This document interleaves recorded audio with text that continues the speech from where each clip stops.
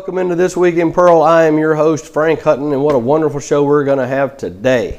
We're going to go under the dome again with Gene Newman and Senator Dean Kirby. We're going to talk about some of the bills that they've introduced into the state legislature, what's passed, what might not pass. We'll talk a little bit about school choice as well.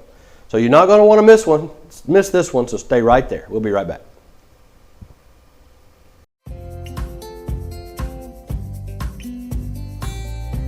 Hello, I'm Mayor Wyndham, and I'm thrilled to show you the city creating its own future. Pearl is located in Rankin County, the fastest growing county in Mississippi, and there's no question why. Access to great schools, even better shopping, and unbridled beauty make Pearl a town that truly embodies its name. And with a truly exceptional team of first responders, public safety is another key component of our success. With fantastic housing opportunities from quaint suburban neighborhoods to gorgeous lakefront properties, there's a place for you here in Pearl. You can't beat the location. Right outside of Pearl is the crossroads of the South, where Interstate 20 meets Interstate 55. From here you can travel anywhere within the state or the country.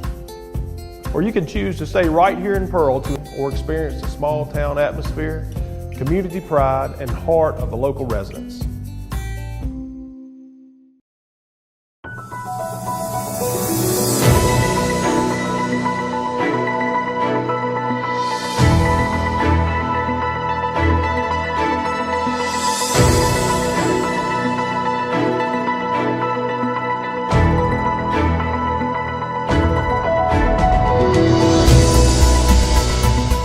Welcome back into This Week in Pearl. I'm now joined by my esteemed guest from the state, Representative Gene Newman and Senator Dean Kirby. Welcome into the show. Thank you. I finally got it out after 3 takes. The people at home didn't get to see that. And we're going to have bloopers. We'll have blooper reel coming soon. There you go. But we finally got that. So welcome in. It's been 2 weeks since we've done one of these. Yeah. We had a little bit of weather come through, didn't we? Yeah, we did. Well, thankfully, we didn't get all the snow they got on the coast, but it was cold. I don't like cold. I live in Mississippi You're for Mississippi a reason. boy. That's right. It ain't to be cold. Not to be cold. It was chilly. I mean, at least we didn't get... No, it wasn't chilly, but it went straight past chilly. It went way beyond cold. Well, I was just running around here in a regular shirt. I was kind of happy to have a little bit of cold weather, and other people were like you, say, "Oh, it's really brutal." I like the cold. I like the cold. Me neither. Or something? Me neither. Yeah, I guess so. Me neither. I don't like You the don't cold. like the cold No. weather? Now, as long as it's a dry cold. I don't care what kind of cold it is. I don't like it. You don't like it I at agree all. with you, Jim. But so we had to postpone last week, so we Yep. got a little bit of catching up to do. So I wanted to jump in real quick. One of the things we talked about 2 weeks ago was the redistricting. And if I understand correctly, Senator Kirby, you have now finished with this. With the Senate. The House, Senate I don't side. do the House. They Right. they With have someone else over Right. there that's doing that. Can you give us an update? I can. Wow. Well, everyone's not mad at me up there, but 2 or 3 are not happy with me. I was in a meeting when we had the lawsuit said that we had to do reapportionment and all this stuff. Anyway, I was in a meeting with the Lieutenant Governor. Someone asked about it, and he says, "Yeah, Dean's doing that." So it wasn't a committee. I'm a committee of one. You got voluntold. Yeah, I mean, he wanted everybody just mad at me, not not all the others. I don't know. But anyway, I appreciate his trust. But we're going to have, looks like 12 senators that are going to have to run again. Okay. They're in DeSoto County. That's what the lawsuit said. We had to create a new majority-minority district in DeSoto County, and we've done that. And then the other one was Hattiesburg and Hattiesburg area, and we've done that. And so because of that, we've got 12 senators that are running, and I won't tell who yet, but none in this area, but I'll have a couple in the Hattiesburg area have to run against each other, and I've got 2 up in DeSoto County. They're going to have to run each other to create that new district. So I just, I tell them, I'm just the messenger.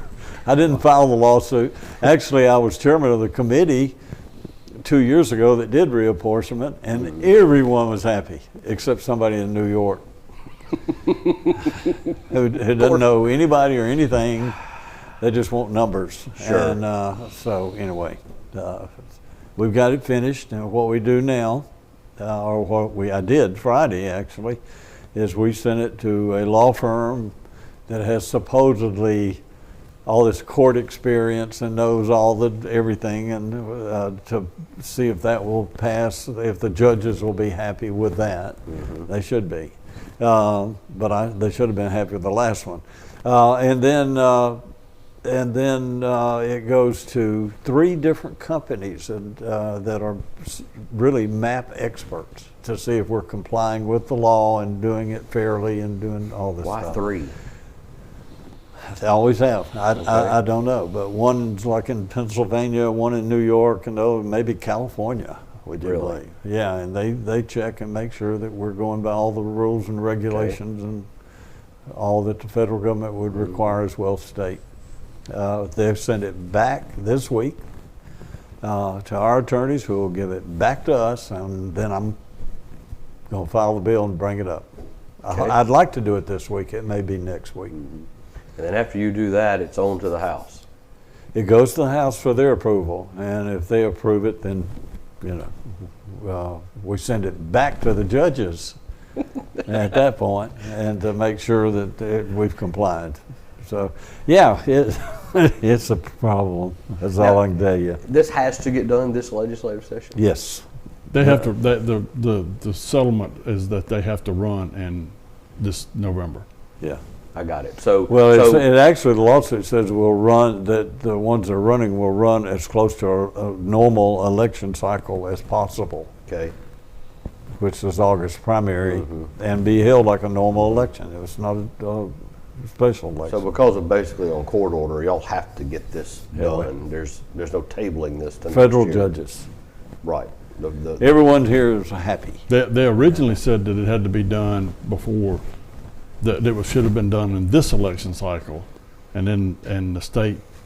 Oh yeah, this past one. Yeah. Said we can't do that, and so. Well, they wanted us to do it last year Right. too. But they wanted a special session last fall to come in and make it so that they could run it with the presidential election. There was just no way to do that. Yeah. I see.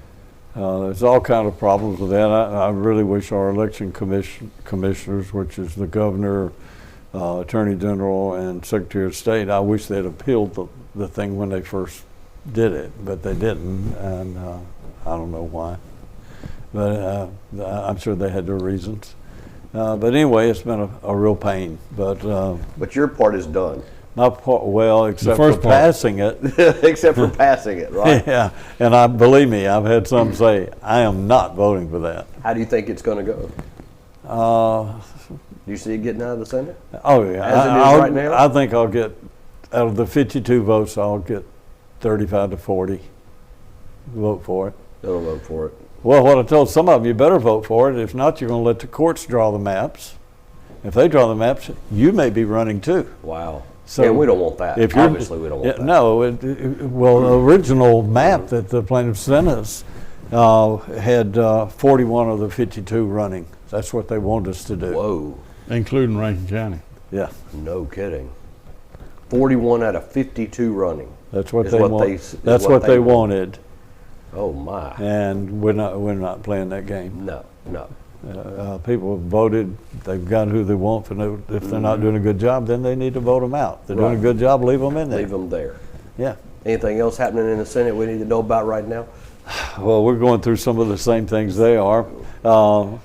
But we had a couple senators out because of the weather last week. And we had some senators out because they went to the inauguration.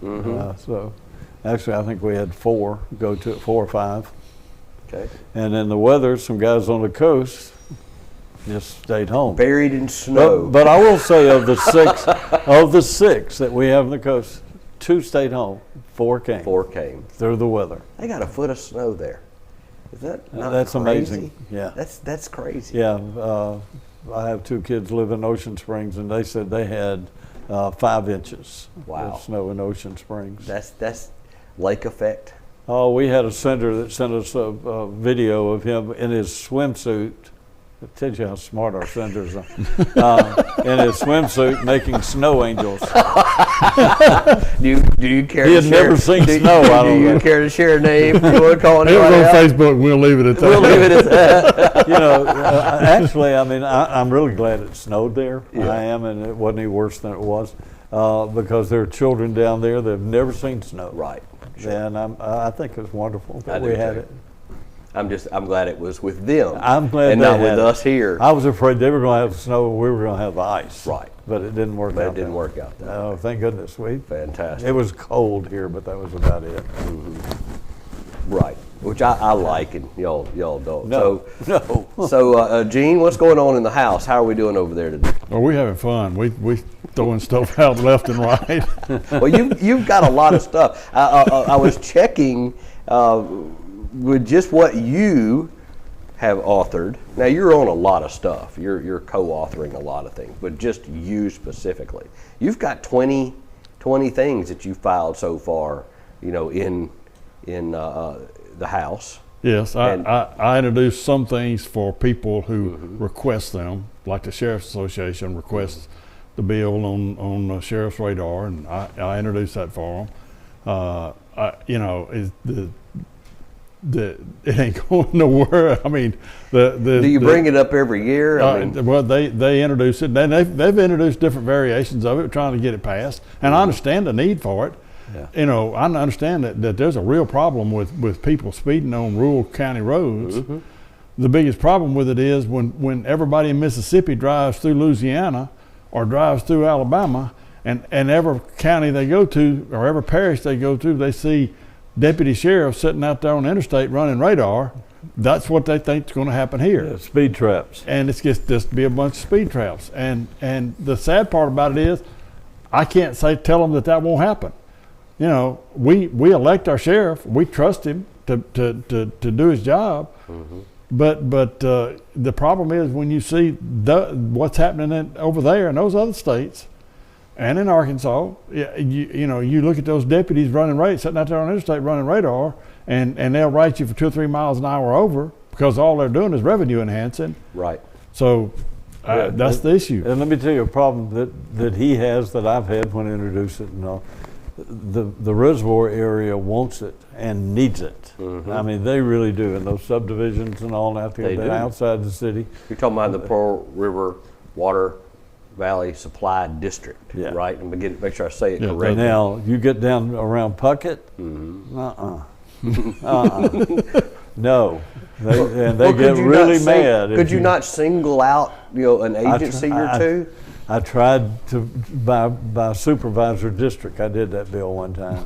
we Still not. we introduce it in various different ways And every year. It still failed. Yeah, it you just, I mean, like I say, you've got the chairman that sit on those committees, the chairman of transportation that sits on that committee, or the chairman of Judge B.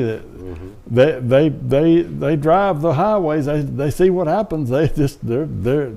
I mean, one of these days something may happen to make one of them take it up and pass it through, but you know, right now we can't get it done.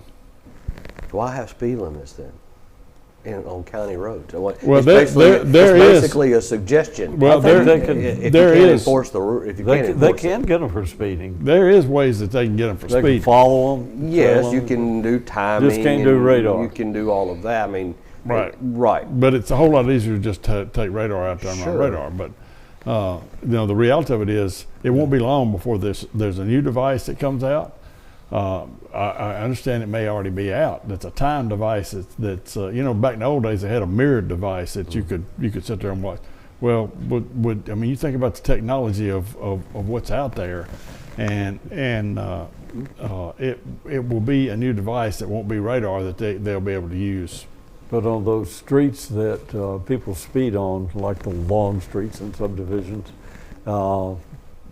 actually they could sit out there in a patrol car and turn the blue lights on. You'd be amazed how people slow down. Of course. They don't even have to turn No, blue lights on. you All they have to do is just just sit park there. one Have the there. car. Yeah. Right. Now, when the Outlet Mall first opened, you know, we Yeah. would just park a patrol car over there. Sure. And it made And it look, Flowood you know, does that. or 2 or 3 just sitting out front, just letting them sit there, and that's just a presence of a car.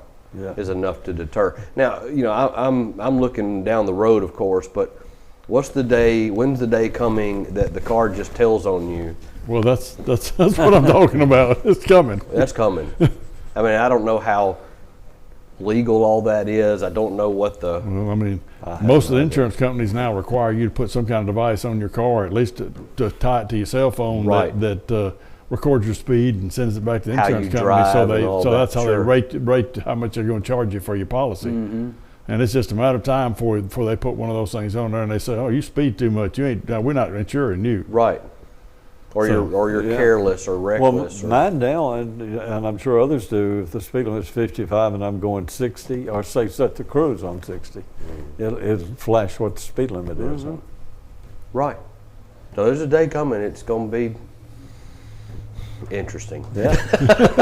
All right. So one that I picked out of here quick. Tell me a little bit about the Justice for Traffic Minors Act. That's something I know that you care about. We still have a problem with human trafficking in this state, all states. It's all over the country. But one of the things that happens way too many times, and a lot of times it's started by families themselves. The mother will get on drugs and sell a daughter to somebody for whatever reason, to get money to get drugs or whatever. It's just bad, sad situations. Mm-hmm. But if you trafficked a minor, it will make it a mandatory life sentence. I copied it from Alabama, the one law that they passed, and we've got to do something to keep tightening it down because it's still happening. And one of the biggest problems with all the illegal immigration that came in during the last administration was so much of that was that it was people would come in, they would send kids across the border, and kids would be picked up and put into basically being sex slaves someplace. So it's just something we've got to stop. Agreed.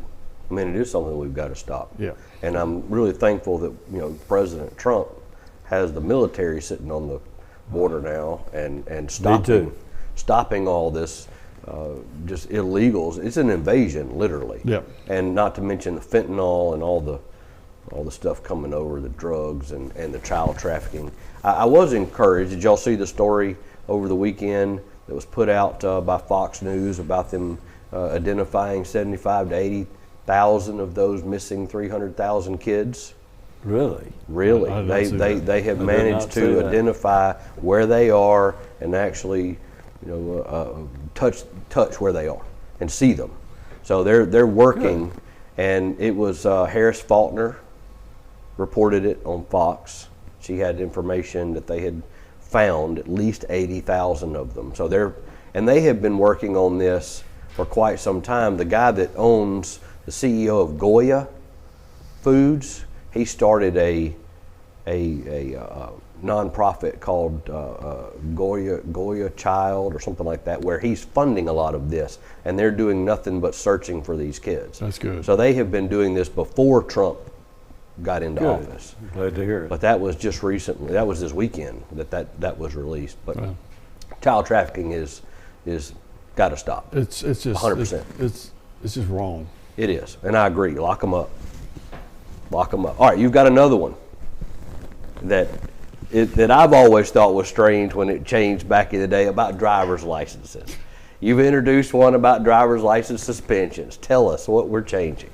So several years back, the Mississippi Legislature, in their infinite wisdom, passed a law that eliminated the law enforcement being able to suspend a driver's license for failing to pay a ticket or for failing to show up for court. Mm-hmm.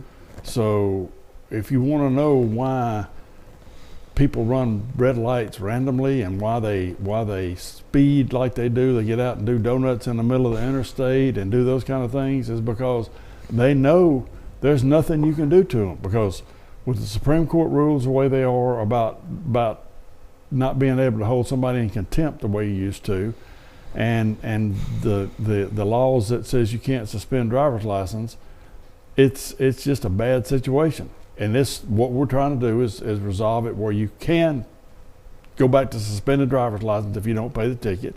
Now we've put some conditions in the bill that you know, if somebody forgets it or something, and they go immediately when they find out their driver's license suspended, and they go immediately and make amends with the courts. Not necessarily they don't have to pay the ticket. They have to go to court and get the court situation working again. Then the court will take the suspension off. But you know, there are times that people just they forget the ticket or lose the ticket and and don't take care of it like they should have. So there are provisions to help those people that do that. But otherwise, if you don't pay the ticket, you're going to lose your license. How does this affect How does this affect our insurance here? The way it is right now. It hasn't affected I don't know. You know, the reality of it is I say that, and our rates have gone up so much because there's so many wrecks out here by people that are careless driving, and you know, it's maybe because they know there's really not any teeth behind it. There's no teeth behind it. That's exactly right. I just was wondering how that affects our insurance. Well, the sad part about it is they've done that same deal with there's an organization out there that's funded to change that all across the country so that driver's licenses aren't suspended. Their logic is, what they say is, well, somebody that's working gets their driver's license suspended and they can't go to work. Okay, if they're working, why didn't they pay the ticket?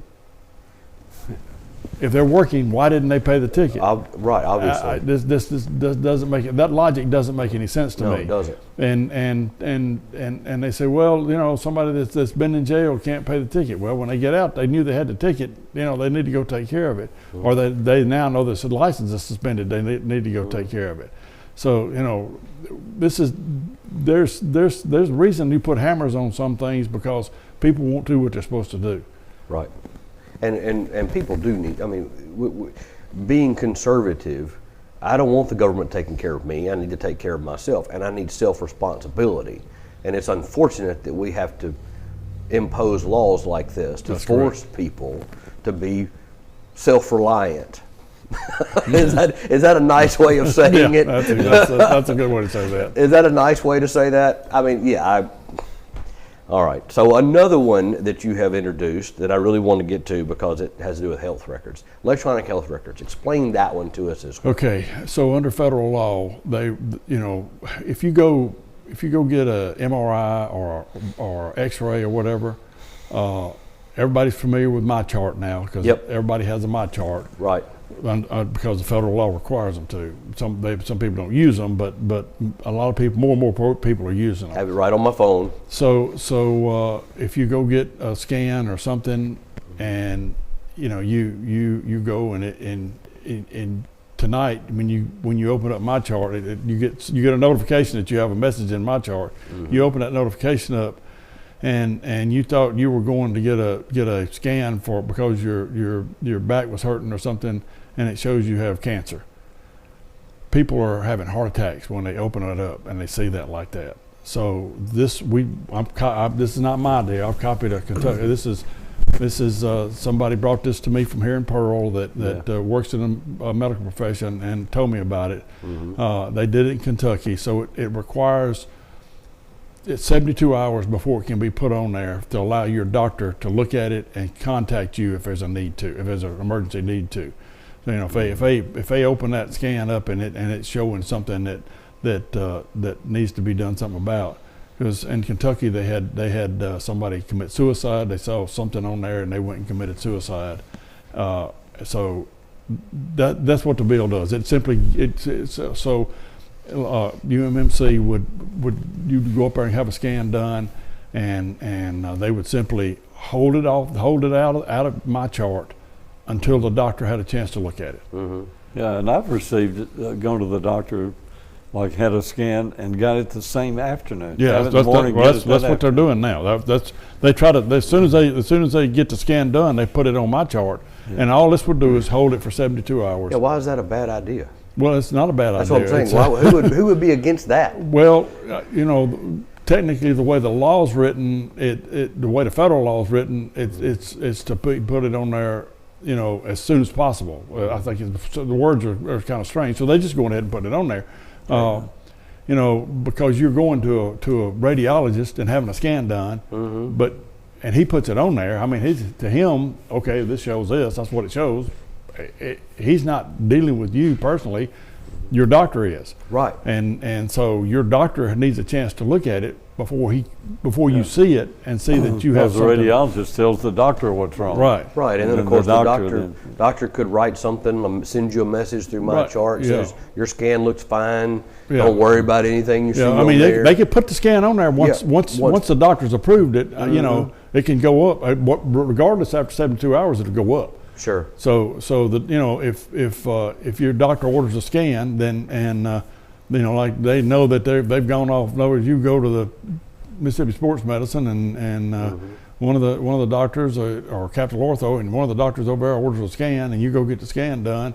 Meanwhile, he goes duck hunting or skiing, and the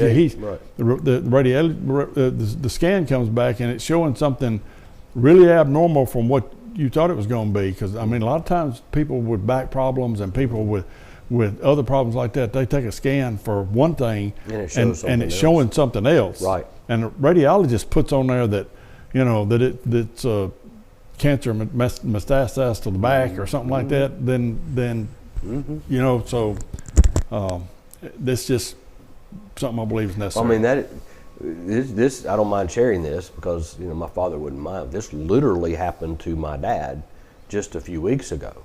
We went in for a scan on a hernia, and his prostate was 16.5 because that's where they were scanning, and the radiologist circled that on the CAT scan and said, hey, this doesn't look good. And of course, we went in for a hernia. Yeah. Right. Now we're doing biopsies and everything else for a prostate. So it's exactly what you said. Yeah, exactly. So it's exactly what you said. And that's what happened. You know, that's what was happening. It's happened here. I know somebody. It's happened here with UMC where they've had somebody. I mean, literally commit suicide because of seeing that, right. And that's a shame. That really is a shame.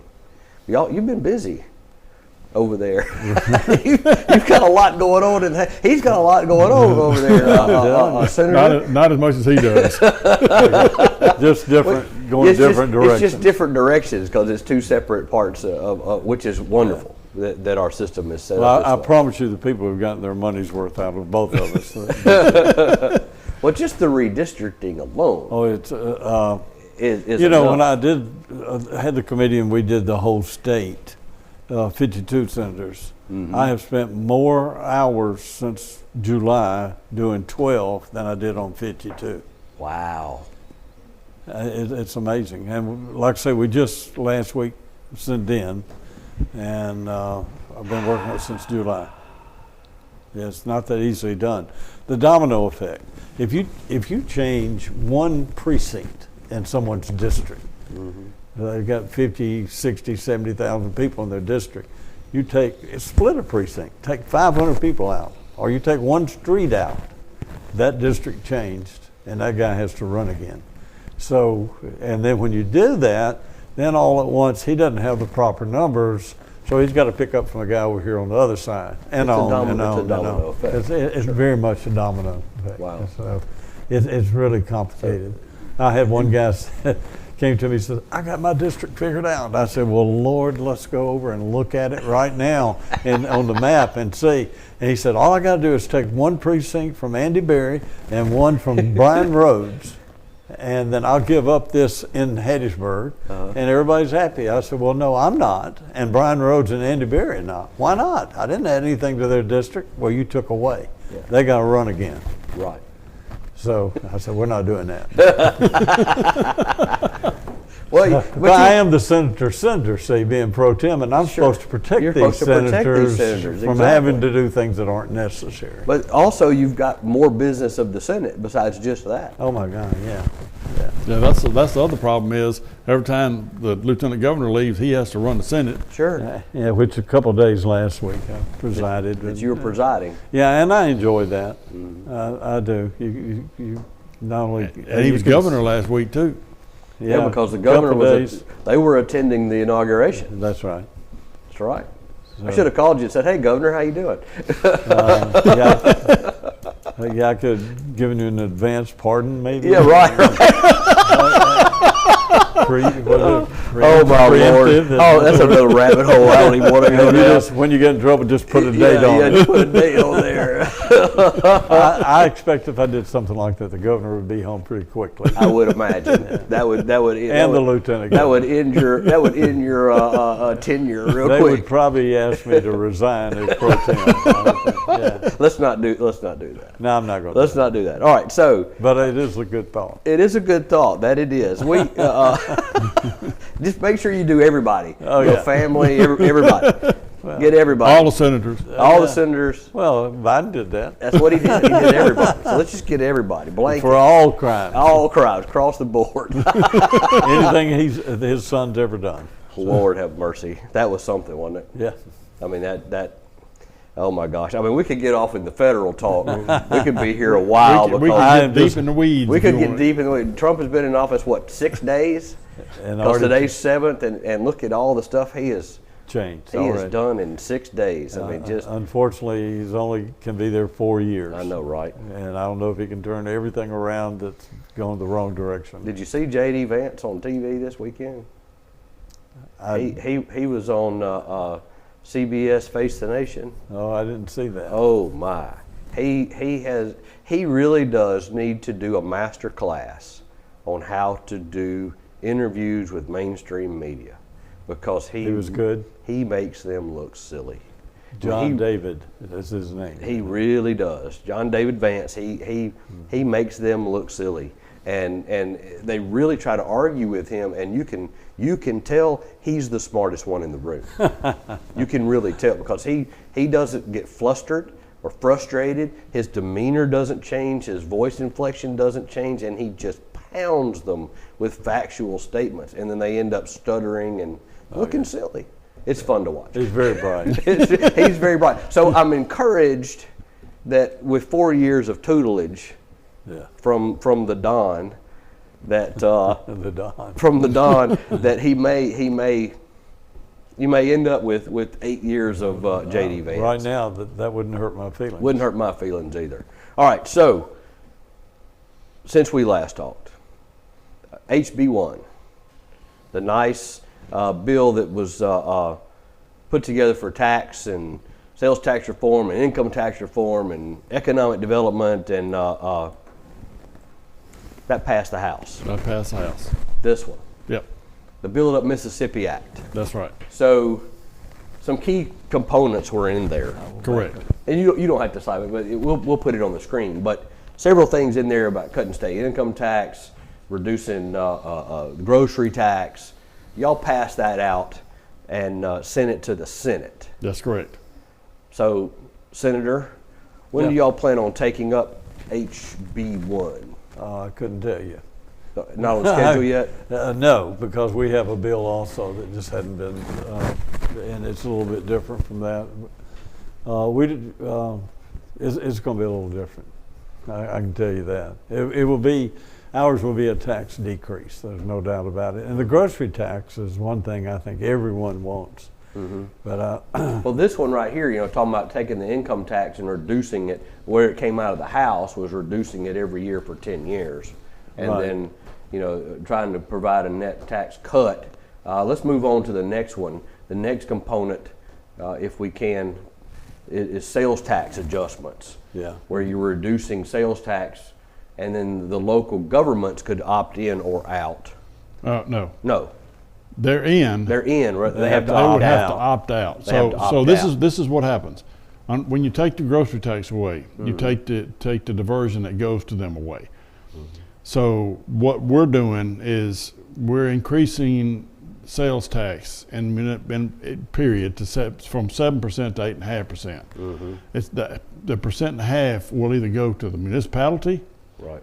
or it will go to the state aid road Counties. fund, which goes to the counties. So if the municipality opts out or the county opts out, then that money diverts And we're studying that, and it looks good, sounds good, and all this stuff, but it is a tax increase. It says Right. out of this increase.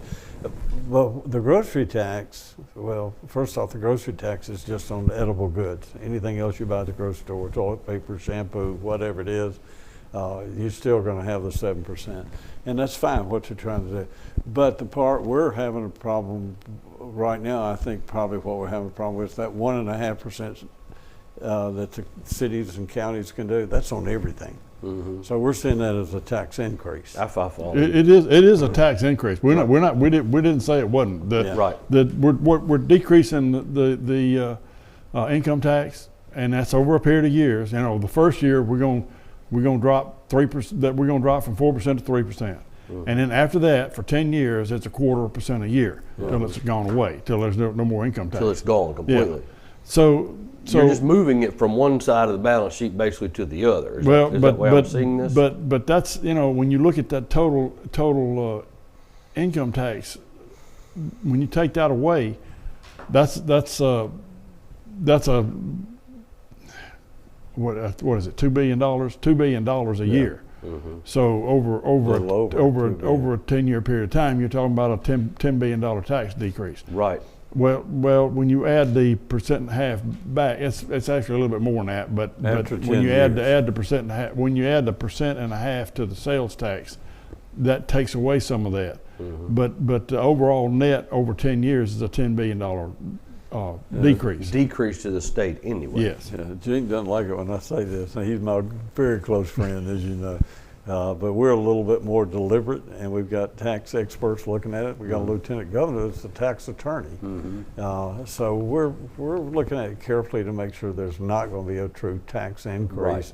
We don't really want just a tax shift. No, we don't. Hey, I mean, well, think about it. You go in, you buy groceries, and you save $8 or $6, whatever it is. Whatever it ends up being. Yeah, and then you go out and buy gas. Is the gas in there? Yeah, the gas. It's not. I didn't show but it you here. buy gas, and there's another 5%. I give the 8 right back to the pump. 5%, Yeah. not 5 cents. I Right. think. So you're just swapping. We don't want to swap. Right. We just let's give a grocery tax. Period. You know, or let's do the income tax, but let's. So at some point when you get, We're probably going to work it out. y'all will end up working this out. Does this I think so. stand a chance of actually getting to the governor's desk this? Sure. Look, we got. But he has said in 2013, even all the way back to then, I am not for a tax swap.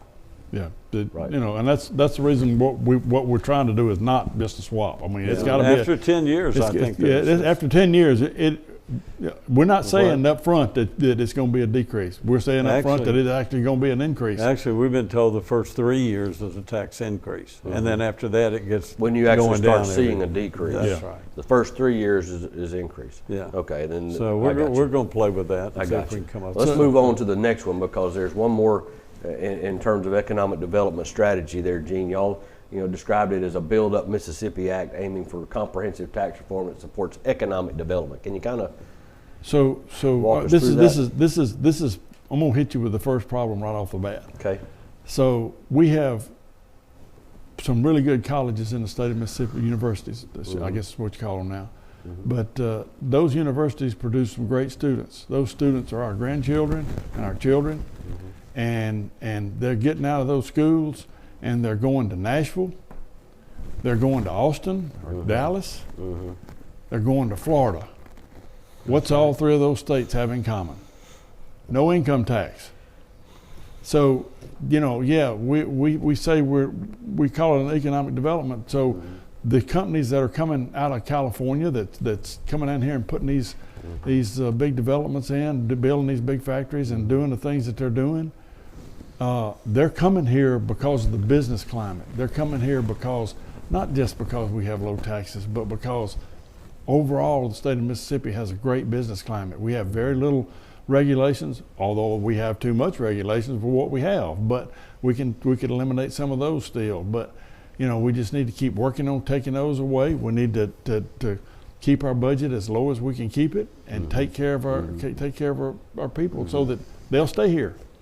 I like that idea. Even though it's over $2 billion of our $7 billion budget, like I say, we can play, and I don't know that we'll ever completely eliminate it. But one thing you need to understand is of that over $2 billion that we get, only 40% of the taxpayers pay income tax. Right.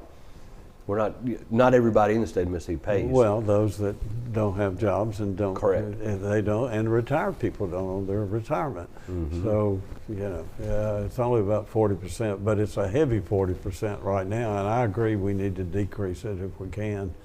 But again, we need to be really careful because people like their paved roads, they like their garbage picked up, they like their schools, they like, all the things that these services that we do in the state.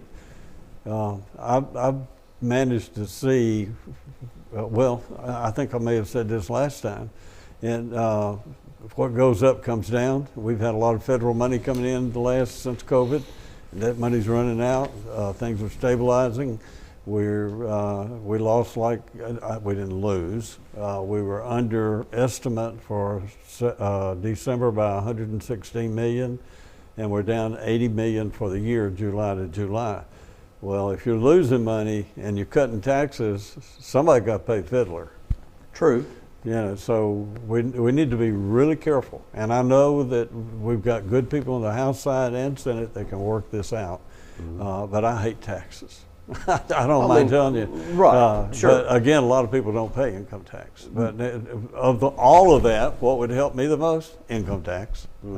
Probably you too. That'd be the one that helped me personally the most. But I don't want to.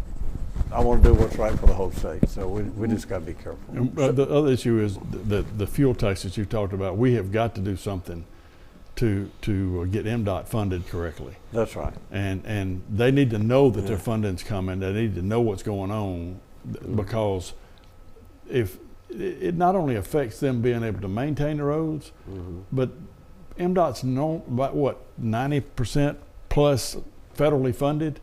The majority of the money comes from the federal government. Comes from the federal government. Well, if they're not maintaining the roads properly, they start pulling that funding back. Which makes it even worse. If you don't use it, they take it back. And it's not just if you don't use it. It's that if you're not maintaining the roads properly, they start pulling the money back. Yeah. So we have to figure out a way to fund them. And to me, the 5% sales tax on gas makes the most sense. We have the second lowest gas tax in the country. Only Alaska is lower than we are. And I do think that does make a lot of sense, especially with the administration that we have in the White House right now. Well, and gas fluctuates so much. It was $2.39 one day and $2.74 the next. You think, what in the world? I know, isn't that crazy? But I mean, if we can get gas down nationally, if we become a energy surplus country, then look what Trump did the last time when he left office. It was $1.89 a gallon. That's right. So you could put 5% on there. If I was paying the same today, 4 years from now, and you were getting 5% of that to fund him, I'd be fine with that. Yeah. Where it kind of is right now, or maybe a little less, I could live there. But when it gets ridiculous, then that 5% is going to hurt. That's right. Yeah. I mean, just look at California. Yeah, I mean the problem with California is you have two different types. You have the excise tax, which if I remember correctly, it's like 48 cents per gallon out there, and then you have a sales tax on top of that, which is like 12%. Right. So that's the reason California gas is so crazy. But does 5% fund what MDOT needs? Yes, it will do exactly. It'll 5% will be somewhere between.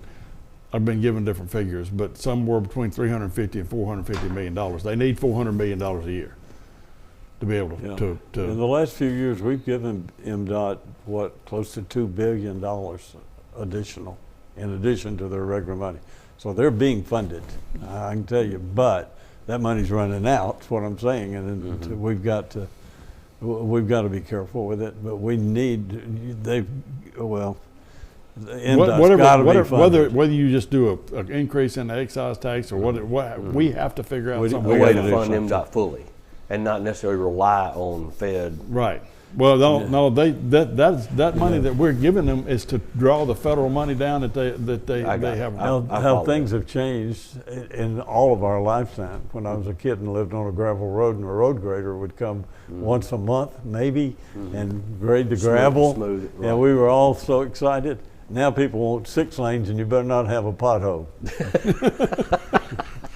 I know, things right? have changed. I know things have definitely changed. Well, we expect more. So a lot of the things that are in HB1 in your side on your bill, y'all are looking a little bit different. But is the fuel going to stay in there, you think? I think right now, I think it's still in there. I'm not sure. We're counting votes.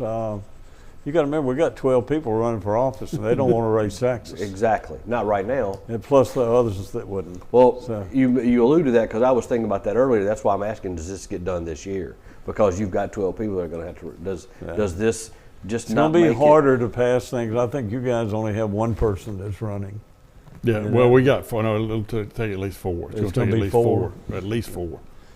So those 4 are going to be very careful election year, and Sure. so are the 12 on our side. Right. So it's going to make it a little bit more difficult to get it through.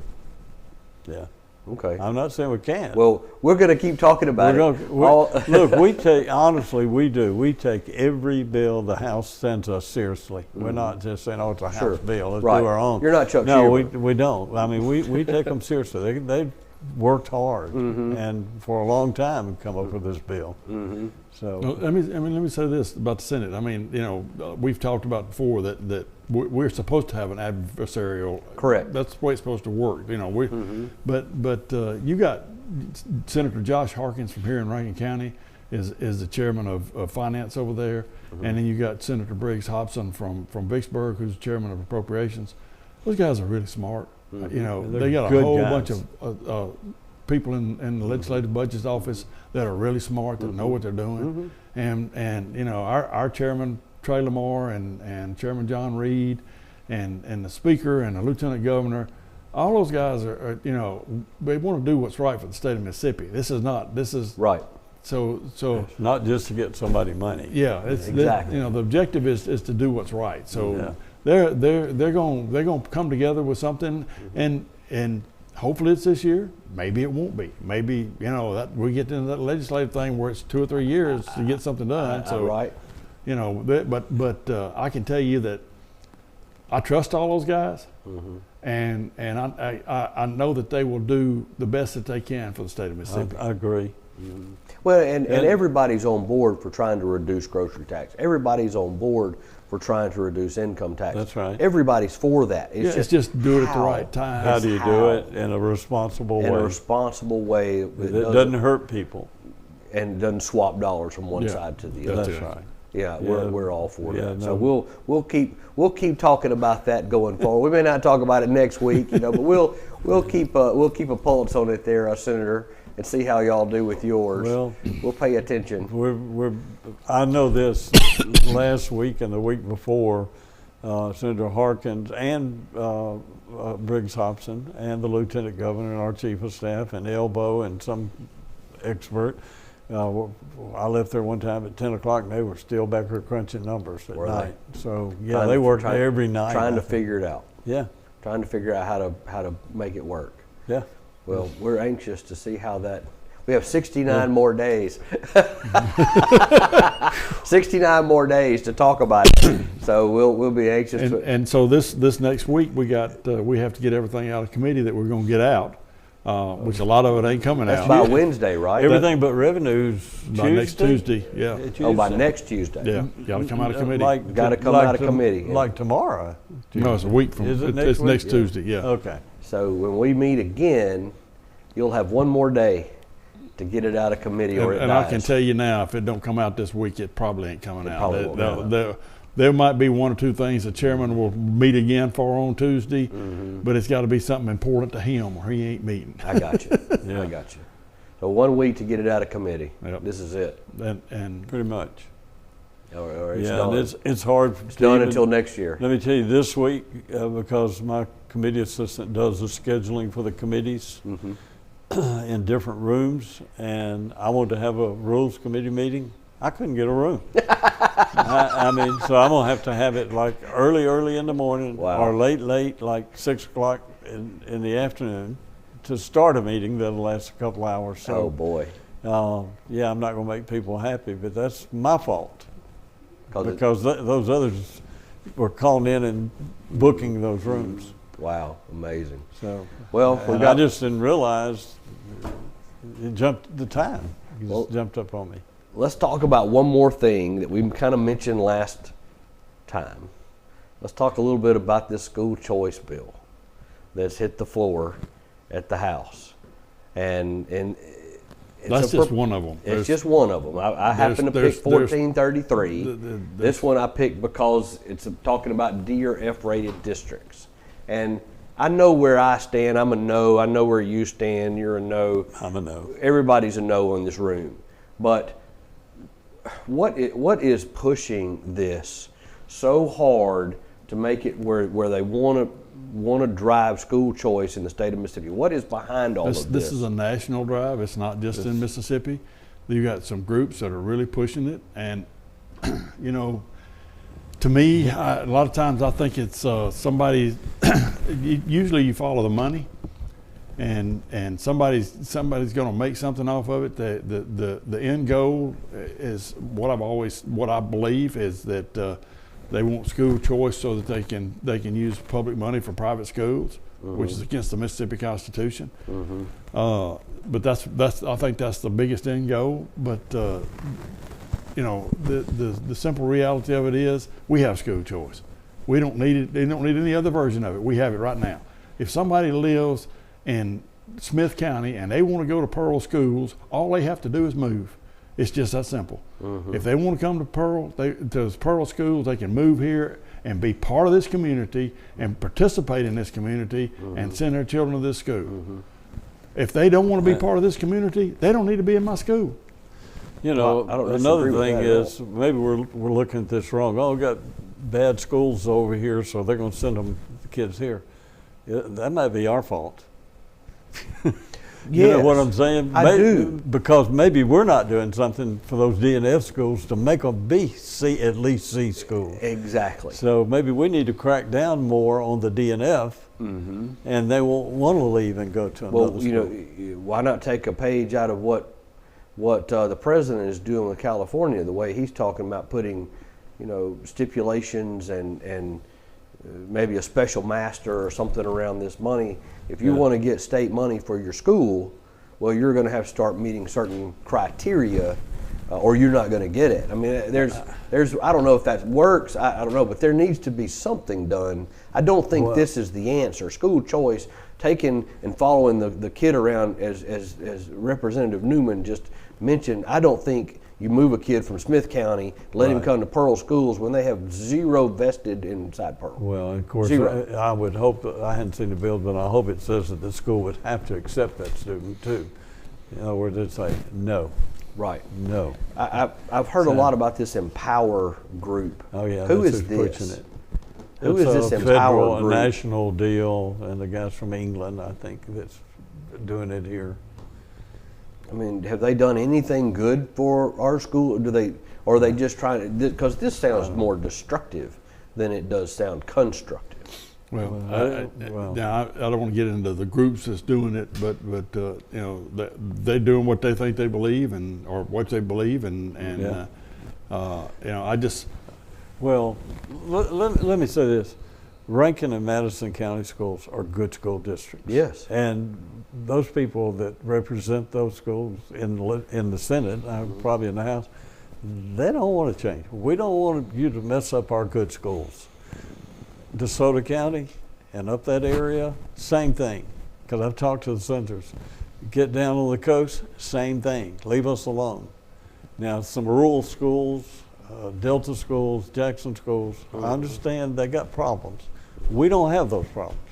So instead of us doing this transfer, why don't we just try to make their schools better? The other issue is that Trump is pushing a $5 billion program. I think what the number was, $5 billion, something like that, for school choice, where if a kid wanted to go you get to have a voucher to go to a private school or whatever, then the federal government's going to do something along those lines. That's what he's pushing. So if they pass that, then it kind of all this state stuff They goes trump away. us. They do. Yeah. Federal Right. government. So we just need to wait and see what he does. Trump's a good word for Trump's it. a good word for it. They do trump Yes, us. it is. And I do believe that we need to fix the issues that we have. And I'm just throwing this out for table discussion, but I believe that we're too top heavy in our administrations in schools. Do y'all disagree with that? Because administration seems to be awful heavy. I don't know. Now, that's appearances. I'm not saying yeah, that's that's- true. yeah. An appearance, but I don't know with all the federal and state guidelines that we're putting on the schools now if they are. Yeah. So they have. I mean, when I went to school in this building, The one we're sitting in. Yeah, the one right. we're sitting in. So the principal's office was right down there. So we had a principal, an assistant principal, and a bunch of coaches with paddles. Right. And we had a superintendent and a school board, and that was it. And that was it. That's all there was. So I don't know I don't know what they have to do now that they need the number of people that they have, but they do, and hopefully they're not abusing what they're doing. I don't think these in Pearl are, but they still got a lot of people working there. No, I wasn't necessarily singling them out. I'm just No, saying just appearances. Yeah, I know, it sure does seem like we have a lot of chiefs. Yeah, and then you go to places. One of the things that we have a bill that's going to consolidate all. Yeah, each county can only have one school district. Well, I don't like that at all for Rankin County, but there's some counties out there that's got 4 and 5 school districts, right. and they paying superintendents. And they got ridiculous. 600 kids in the whole district. Yeah, it's just some From of K it. through 12. And are they a failing school? Most of them. Yeah. So I mean that needs to be looked at. So, right? so, Yeah, so you're right. you're talking about the failing school districts. We can have a failing school district, and the state can go up there and take it over, and it goes from a F to a B, and it's being operated by the state. As soon as the state lets it goes back to just about the same people that were running it before, and it's right back to an F. That's happened several times. I mean that happens over and over. So I don't know what the answer to that is. Well, let's definitely not keep doing that. Yeah, well, that's my opinion. So we have to figure Definitely not keep figure a way doing to that. fix that Yeah. without a doubt. Yeah, that needs to be resolved. Yeah, Because what we have right now is forcing this school choice mess. So I don't think this is the answer. I'm not for this. I agree with both of you. But we need to do something, because in the end of all of this, we are talking about children who need to be educated. And instead of bickering about it all and trying to figure out, we need to figure out a way to do it and get it done. Like literally get it done. Figure out a way to get these failing schools. If that means that your district has to merge with other districts, then so be it. Or you have a criteria that if you don't meet this criteria this year, or over the next that's 2 right. years, then we're merging you with another district. You get a chance to fix your own problem, but after that, we're taking you over and we're merging you with somebody else, and you're done. Yeah. And we're not going to keep doing this. That's right. This And we've done that with some schools. mouse on a wheel cycle. Because that's what it seems like to me. Yeah. But I mean, that's just tough love, right? Yeah. I mean, I told unfortunately. Gene I went to the podium a few years ago when they were trying to do one per county. Right. And I went to the podium and I said, and the day Ole Miss and Mississippi State merge, Pearl and Brandon will. I hope not. Never.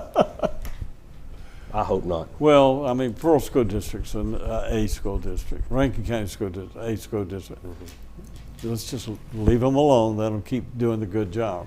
If they're not doing a good job, then we got a problem. But Right. as long as they're doing a good job, and they are. And if the citizens of Pearl wanted to merge with the Rankin County School District, we should be allowed to do that if that's what the majority of the citizens If that's want what to they do. want. I don't think we should be forced. I don't think you're going But to find that. we're not, because we're an A-rated school district. That's right. But if we were a D or an F, That's that would be a different story. If Rankin County were an A and we're a D or an F, Then then- you would start seeing charter schools and other things happen over Exactly. here, but we're not that.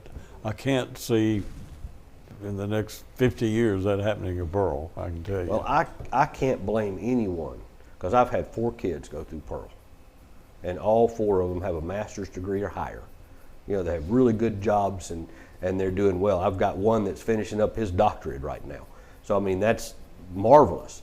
Yes. Pearl schools did great for my children. Absolutely. And I wish that for everyone. But that takes leadership at the top. And these failed school districts, it makes me question leadership. And if you're going to keep doing the same old thing, then maybe we need. Well, if you're going to keep doing the things that fail, you're going to keep failing. Correct. Is that not the definition of idiocy? Yeah. I mean, that's why I said we need to get off this. We need to get off this wheel. But school choice is not. You have a choice. Move here. Yeah. Move here. You have to go. We're building 800 new rooftops. Come on. We'll take you. Sounds good to me. Anyway, I've enjoyed the conversation today. It's a lot of fun. We have a good time with this. People learn a lot too. Yeah, they do. Yeah. And I wonder if they think we're sitting at a baby grand piano. You would think, right? So I told y'all this story, you know, how this came about, this baby grand piano right here. This, if you were to look from the top down, you know, look straight down on top of this, this looks just like a spinner. Like really? Like you would put in your hand. The way that it's designed, it's a spinner top. That's very nice. And our own Greg Cupstead here is responsible for building this jewel. He built this top and put it together. And when I told him what I wanted, he looked at me and he's like, "Yeah, I can make that." Very nice. So it is very nice, but it is designed as a fidget spinner, and it allows us to sit up in it and have a nice conversation. And let me say, I've had several people, not just from Pearl, in the last few weeks, talking about how they watch this show and how much they enjoy it because they want to know what's going on. Well, this is the place to I find appreciate, out. and I know Gene does too, appreciate you letting us come and tell the We people. appreciate the city of Pearl sponsoring this, doing this television station and doing all Yes. his work. Well, it couldn't be done without you guys. And hell, you know, you guys have always backed us real quick. Gene's, you know, I could call him on the phone. Hey, I need something, and he's You got it? right there to deliver. Yeah. You know, can you believe we just finished 16 years of broadcasting Pearl football? 16. No, I really can't. That's I would have guessed 8. Insane. 16 years. This will be year 17. Unbelievable. I think I got a few more in me. Yeah. And Believe you you started out with that little camera up there. Those two up there, those are the originals from 16 years ago. Wow. Right up there, and my laptop from work. Yeah. And Come a long way. We've come a long way. We were just talking about that trailer up there. We built the trailer and cut the ribbon in 12. So you think about how old she is now. And we've rebuilt it 3 times. Yep. Really? Mm-hmm. We have, really. It's about Well, the broadcasts were wonderful. About due again. But it just... And there's so many people that aren't able to go to a football game, as an I example. know, right? And You know, they're just physically not able. It's amazing. And they get see to that. watch Pearl football They because do. of it. And they can watch it pretty much anywhere. Yeah.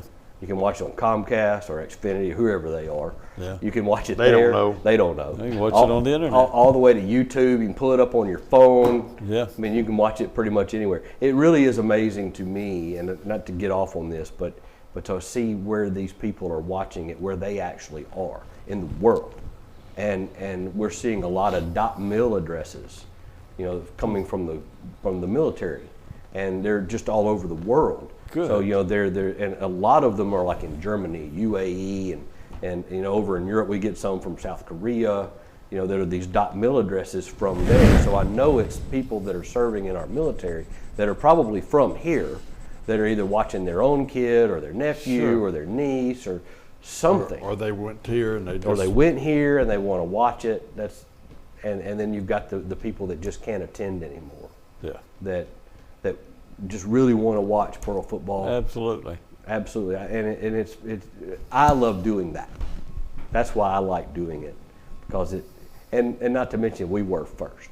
I will have to. We were first. We've been first. Everything. We've been first. First on the internet, first on Facebook, first on YouTube, first on Roku, first on Amazon, first on all of that. We've always been first. We set the bar. Now we may not maintain first, Yeah. but we were first. You have the drones doing the games now? Do I have what? Drones? No, Because a lot of schools are doing that now. He had one. I have one. You run into a lot of legalese around flying drones, according to MHSAA, and you can't fly it over the stadium, and they don't want it flying over the field, and they don't want it over people in case it crashes for all the liability. We're such a litigious society. Oh, yeah. You'll sue at the first chance you get. So they really restrict us from doing that. But my grandfather taught me a long time ago when I was growing up. He's like, son, sometimes it's just easier to get forgiveness than permission. Yeah. And don't think you won't see one. And then you'll say, no, we have the wires like colleges. Right? Tethered, right. Yeah. Tethered to the ground. But don't think you won't see one. It might be one coming soon. No. But anyway, thank you guys very much for this week. We'll look forward to doing it again next Monday. But y'all don't go anywhere. We're going to come right back, and we're going to talk about a little bit that's going on in Pearl, coming up on some special events that you're not going to want to miss. I appreciate these guys. They'll be back next week. We'll see you in just a minute.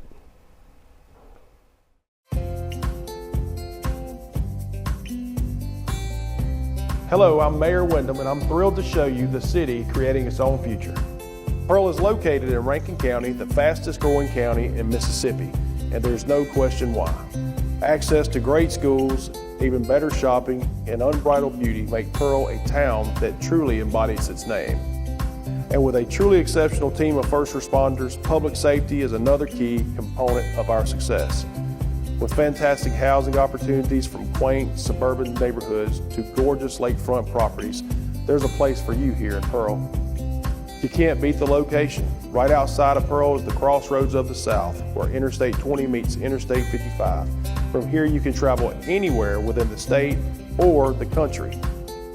Or you can choose to stay right here in Pearl or experience the small town atmosphere, community pride, and heart of the local residents. Welcome back to This Week in Pearl. I'm your host, Frank Hutton, and that was a fantastic conversation that we had. I really enjoy sitting down with Gene and Dean. They are able to give us some perspective as to what's going on in the legislature. I hope you guys find it as informative as I do, because it really does help us understand how our government works, what they're working on for us as citizens, and you can really get an idea as to where the legislation is headed and kind of how that's going to impact us and affect us here in the city. So it's always great to have Representative Newman and Senator Kirby join us on the show. So what's going on in Pearl? Well, I can tell you.